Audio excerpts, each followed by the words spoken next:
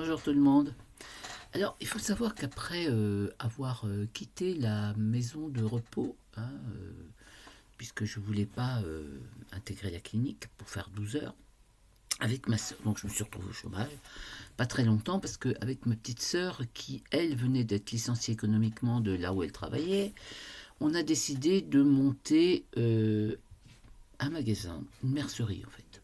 Parce que, bon, il faut savoir que moi, vous avez déjà vu peut-être que quelques petits, comment dire, quelques petites vidéos sur mes créations au niveau tricot et crochet. Donc j'ai toujours tricoté, crocheté, etc. Enfin, surtout tricoté d'ailleurs. Et je m'étais mise aussi à la broderie, enfin au point compté. Et avec ma sœur, on s'est dit, tiens, si on ouvrait une boutique, d'autant qu'elle, elle avait le réseau et moi, j'avais les compétences. Voilà. Et donc, on s'est décidé, c'était en 2006, on s'est dit, tiens, on va faire ça. Et c'était une période de ma vie, je peux le dire, c'était une période de ma vie qui m'a énormément plu parce que j'ai fait quelque chose que j'aimais beaucoup. Ma sœur, au bout d'un an, elle a retrouvé, elle a refait une formation, donc elle a abandonné un peu le magasin, et c'est moi qui avais repris la gérance. Et voilà, bon, ça s'est dit, il s'avère que je ne suis pas une très bonne commerçante, puisque sur les 3 ans, j'ai dû me payer 200 euros. Voilà. Bon, ceci dit, j'ai payé tous les fournisseurs, tout, voilà, tout ce qu'il y avait à payer, je l'ai payé. Il me restait 200 euros pour moi. Euh, cette partie de ma vie quand même est quand même assez intéressante parce que j'avais ouvert aussi comment dire, des rencontres pour apprendre à tricoter, hein, ou crocheter, mais c'est surtout tricoter. Et j'ai eu pas mal de monde qui sont venus. Et d'ailleurs après, suite à ça, suite aux arrêts, enfin de la boutique, je crois il y a une association qui s'est montée. J'ai pas pu moi continuer parce que après j'ai retrouvé du travail, donc je pouvais plus y aller. Mais je trouvais que c'était sympa parce que ça a permis de rencontrer des gens. Ça a permis aussi que des gens bon, évidemment se rencontrent, mais aussi qui fassent des choses. Il y a eu des messieurs qui sont venus aussi, parce que c'était la grande époque entre 2006 et 2009, la grande époque de faire des écharpes comment dire, en laine à poils, avec des poils. La laine avec des poils. Ça s'est beaucoup fait. Et donc ça a bien marché. Alors le truc justement avec ces histoires de laine poilue entre guillemets, donc c'était ma sœur, elle avait des accointances avec les gens qui fabriquaient ça. Et il nous avait promis, alors ça c'est vraiment un truc qui m'est resté quand même en travers de la gorge, il nous avait dit oui c'est vous qui aurez l'exclusivité, machin, tout ça. Oui, tiens. Je suis allé chez Cultura, pour pas les citer. À la base, ils avaient donc la même marque à la base, mais qui était plus chère que nous. Donc, bon, les gens venaient chez nous. Sauf qu'ils ont su que nous faisions un petit peu moins cher qu'eux. Et donc, ils ont fait un gros rabais. Un rabais qui, je pense, leur apportait pas vraiment de bénéfices. Mais c'était pour nous couler. Et ils ont réussi. Merci, Cultura. Ah, c'était sympa.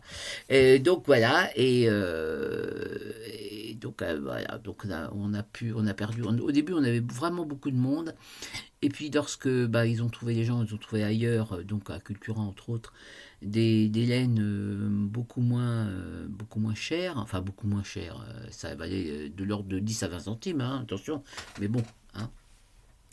Et du coup, voilà, et les gens sont partis. Bon, après, il y a eu d'autres choses, parce qu'il n'y avait pas que la laine, on faisait du coton, on faisait aussi de la mercerie, des aiguilles, etc. Mais voilà, même, donc comme je vous dis, je faisais aussi vous voyez, ça serait maintenant, je pense que je ferais des tutos. Mais ça se faisait pas en 2006, 2006-2009, ça se faisait pas. Je ferais des tutos pour montrer les points, etc. Bon, maintenant, à l'heure actuelle, il y a des gens très compétents qui en font, hein. Je pense aussi aux triconautes, qui sont, enfin, je ne sais plus comment elle s'appelle, la jeune femme, mais c'est extrêmement compétent ce qu'elle fait. C'est très inspirant, etc.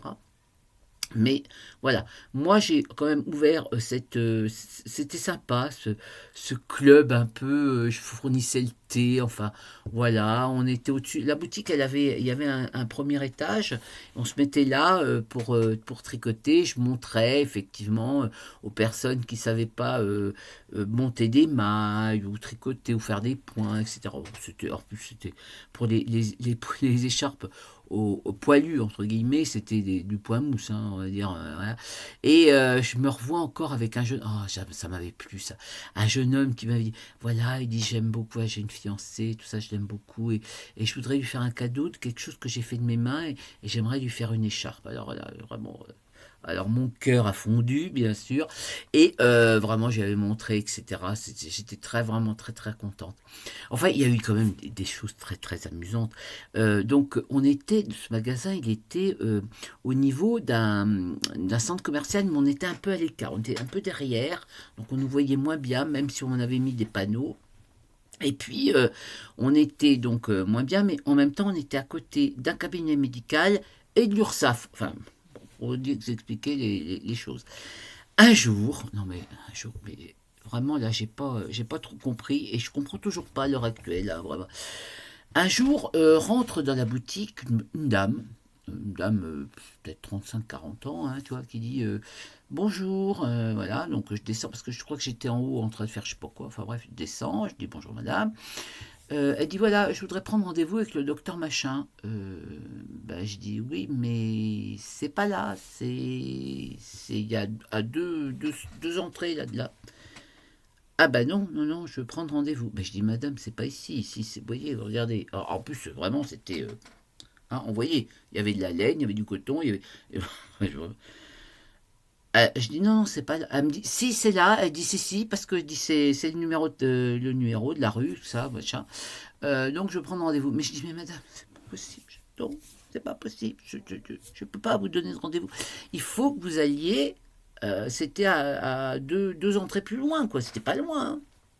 Mais elle m'a incendié en disant que j'étais nul, machin et tout. Oh, j'ai jamais compris. Mais je dis mais comment ils peuvent? Les gens ils rentrent là-dedans.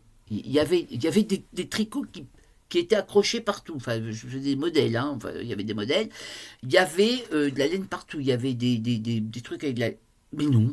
Il y avait un endroit où il y avait des aiguilles. Non, non, mais non. Elle voulait la rendez-vous médical.